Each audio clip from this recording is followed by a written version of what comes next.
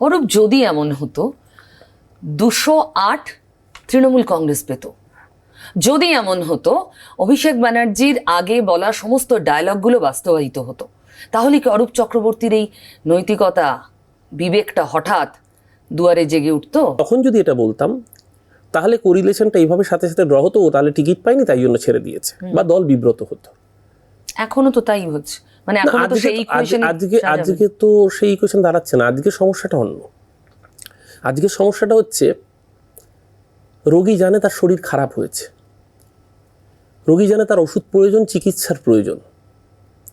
সেই রোগী এতদিন চিকিৎসা পরিষেবা থেকে বঞ্চিত হয়েছে কারণ যে ডাক্তারবাবুর কাছে কম্পাউন্ডাররা ঘেঁচতে দেয়নি রোগীকে।